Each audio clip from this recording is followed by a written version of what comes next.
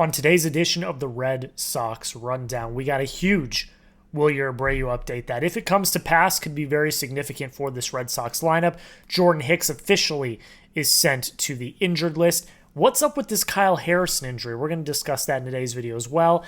I don't think we're going to see Richard Fitz again this year, which is not great news. And Payton Tolle struggles mightily as the Red Sox open their series against the Arizona Diamondbacks. Now, they've started slumping a little bit. They lose Roman Anthony. That seems to be a really big loss for this team, but home field advantage in the wild card is still very much in play. You're only a half game back on New York at the time of recording this. If you want the Red Sox to lock down home field advantage for the wild card, all I need you to do is like this video. Do not jinx it. Put the good vibes out there. Like the video to show the baseball gods, anyone out there, that the Red Sox need home field advantage for the wild card. Let's talk about Wilyer Abreu first. Really big update from Cora. Now, I feel like I've said this 7, 8, 9 times at this point, that we've gotten more substantial updates from Alex Cora, but if it comes to pass, this could be relatively significant. Here's what Alex Cora had to say on Wilyer Abreu. He said he's supposed to run tomorrow, today at the time that you're watching this, so we'll know more tomorrow night, tonight. He's going to run for the first time since Baltimore. Then Chris Cotillo went on to elaborate a little bit more as to the expectations for Wilyer. He said Wilyer's not expected to require a rehab stint before rejoining the lineup. Boston might be trying to line things up so he returns next Friday, when the club starts a 6-game homestand with a series against the Yankees. So I think the biggest thing that I took away from this report is the fact that Wilyer's not going to require a rehab start. And it seems like the Red Sox are getting primed and ready to have Wilyer Abreu back. I just want to confirm this so that I'm not crazy. Have him back a week from yesterday. If that's the case, that's very significant. I think we saw in last night's game how much the Red Sox are missing Roman Anthony. Nate Eaton, I believe, went 0 for 4 in the game and had a clutch situation in the 8th where he could not convert. Nate Eaton is in the spot where Roman Anthony would be. And it's significant, and you can tell it's significant, the hole that Anthony is leaving in this lineup. If you get Wilyer Abreu back, that doesn't, I think, completely fill the hole left by Anthony, but it does a hell of a lot better than Nate Eaton or extended periods of time with Rob Refsnyder in the lineup. You know, no disrespect to either of those gentlemen, but let's be real. They're not Roman Anthony, and they're not Wilyer Abreu. Wilyer Abreu is a difference maker with one swing of the bat.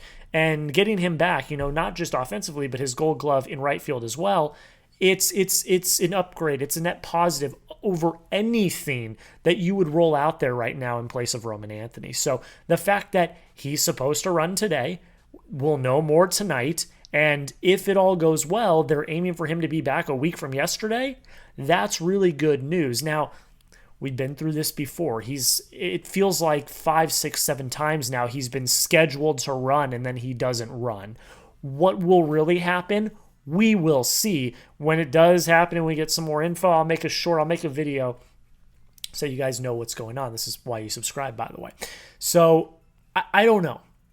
Like I said, I feel like we've gotten false promises multiple times and they just haven't happened. But if he's feeling better, if he's starting to react better, and if he goes out tonight and runs and feels good, I think we are getting at least one more step closer to having him back out on the field, and potentially as early as next Friday. Is Wilyer back by the Yankees series? Go down below in the comments and let me know. Type Y for yes if you think he is. Type N for no if you think he is not. I want to hear your thoughts. I'm gonna say no for now until I hear differently, because like I said, we've been burned 3, 4, 5 times now with false promises that Wilyer was about to go run, and then Cora says, he's not reacting well, it didn't happen. So until we find out that he actually ran and went through some of those workouts, I'm going to say no. But you let me know. Y for yes, M for no. Is Wilyer back by the Yankees series? Jordan Hicks officially went on the IL yesterday. Chris Murphy was the corresponding move. We got a quote from Alex Cora. They called it shoulder tendonitis is the reason why he's on the IL, or he just sucks. But here's what Alex Cora had to say. He said, obviously everyone's going through stuff, but that's the reality of it. I'm not going to go through the details of every pitcher who's going through stuff, but after the outing, he talked to head athletic trainer Brandon Henry, and that was the decision we made. We've got Murph here. I think this was as phantom IL as they come. Look, I said it in my short. If he's actually injured, I hope he heals up and gets better.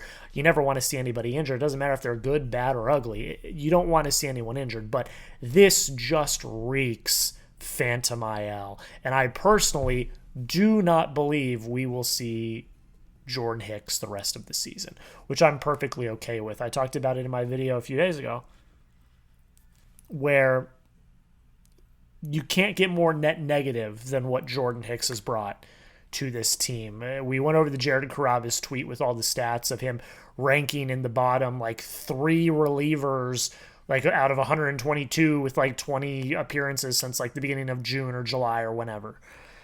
He's been bad. And the fact that we have now resorted to the phantom IL, it is what it is. I'm more confident with Chris Murphy. He gave you a relatively good outing last night. I'm more confident with Chris Murphy to take over mop-up duty than I am Jordan Hicks. So it's fine. Again, if he is injured, hopefully he's okay. But it really does seem like the phantom IL at the end of the day. What about Kyle Harrison, though? This was interesting. We reported last week, Tommy Castle reported last week that he was, headed to Boston. And he later clarified that he was headed to Boston to get an MRI on an ankle injury. And if he was okay, he was a potential candidate to start last Wednesday.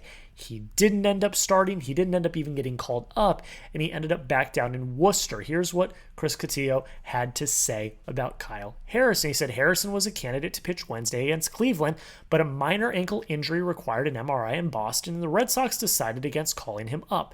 According to Tommy Castle of the Worcester Telegram and Gazette, Harrison threw a bullpen in Worcester on Friday and will likely return to action for a short outing, 1 or 2 innings on Sunday. That could put him in play for Wednesday, but Cora said he didn't know much about Harrison's status. So obviously, another spot start's going to be needed on Wednesday against the Sacramento Athletics. And I said it, I think Kyle Harrison would be the perfect option. We went bullpen game the other day, and we saw how that worked out. It was a dumpster fire. I don't think they can afford to do that again. And with how much the bullpen was depleted last night, I don't think they can physically afford to do a bullpen game in a few days either. So if Kyle Harrison's good, I think it makes the most sense.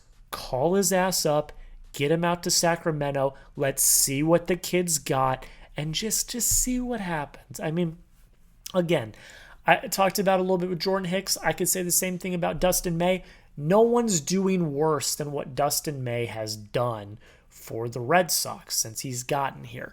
I don't think Kyle Harrison's going to do any worse. So if he's good, bring him over. Fly him out to the West Coast. Let's get him on the mound and see what he can do.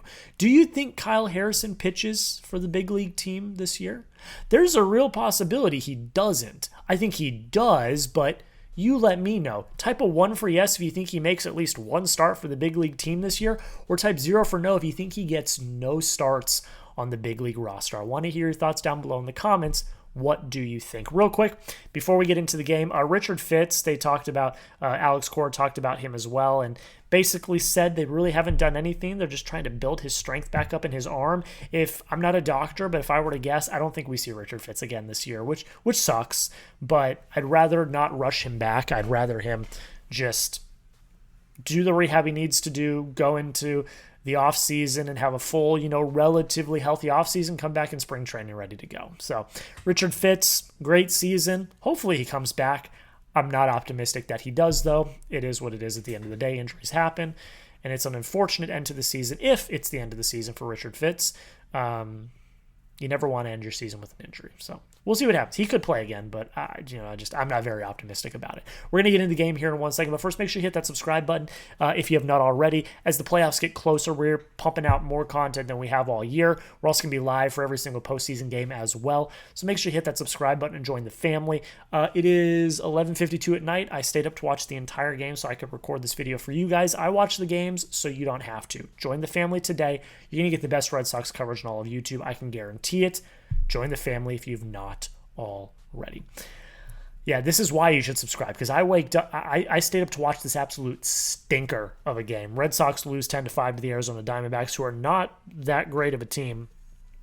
Semi kind of pretty much sold at the deadline.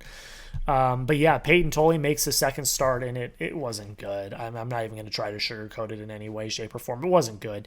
3 innings, 5 hits, 5 runs, 4 walks, 2 Ks, gave up 2 home runs. The D-backs just planned well. They were hunting his fastball from the beginning. They exploited his fastball and executed, and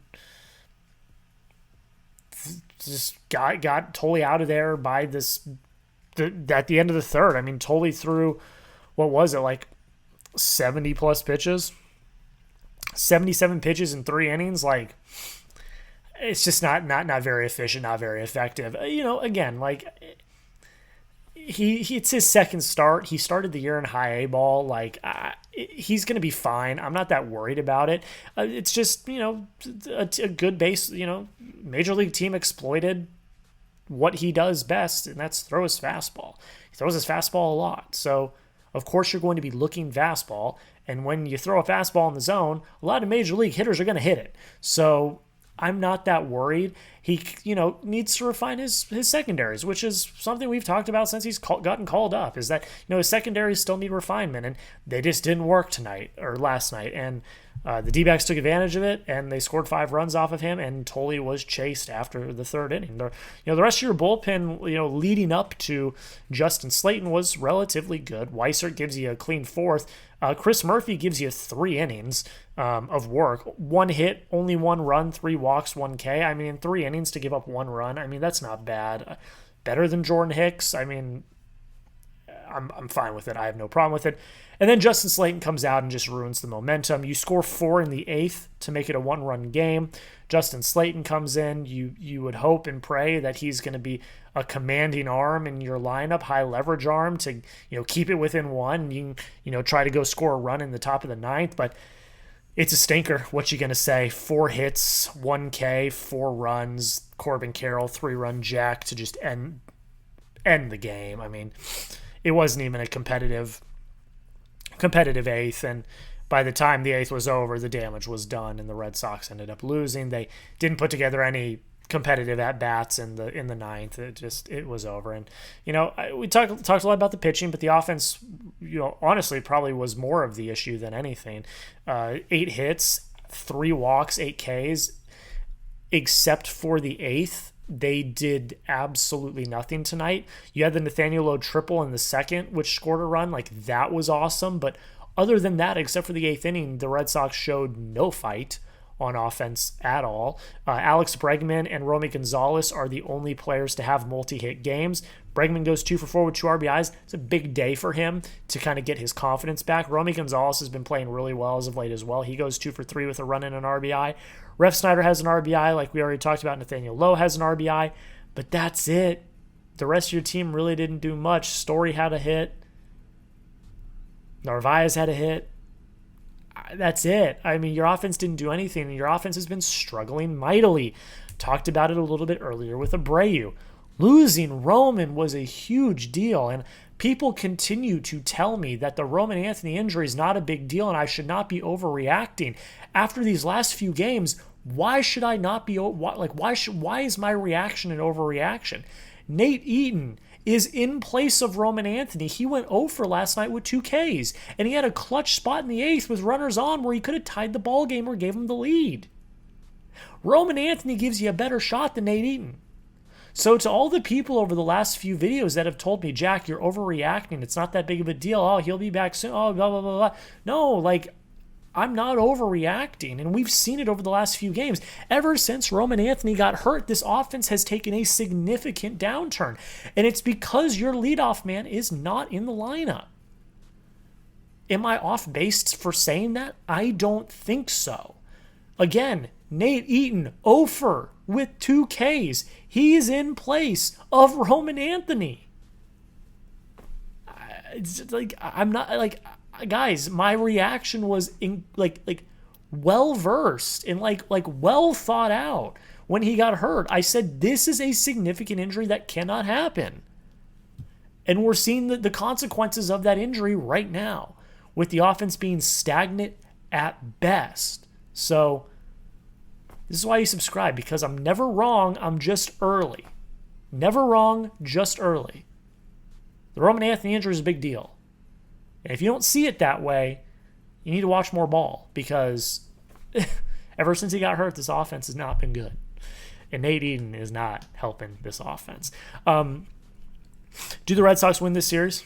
Yes or no? Simple yes or no. I think it's Giolito and then Bayo. So you've got 2 of your good starters on the mound. But I don't even think the offense is the issue. I don't even think that the pitching is the issue. I think it's the offense. So we'll see. Do the Red Sox win this series? Type yes or no down below in the comments. Go down below. While you're down there, make sure you hit that subscribe button. Make sure you also follow me on Twitter. That'll be linked in the comments and description of today's video as well. We'll be back for another video tomorrow. We'll have a short tonight, recapping the game.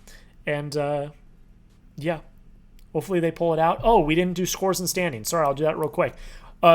Silver lining of this day is that most teams lost that you needed to lose. Rangers beat the Astros. That's one team that won. The Royals also won. The Guardians also won. But the teams that actually matter, the Mariners and Yankees, both lost. Now, the Yankees lost to the Blue Jays, but, it is what it is. So as things stand, you're a half game back on New York in the wild card. You're 4.5 up on Seattle. You're 5 up on the Rangers. So it is what it is. Subscribe. Follow me on Twitter. Thank you all so much for watching. We'll be back later with more content. And until next time, go Sox.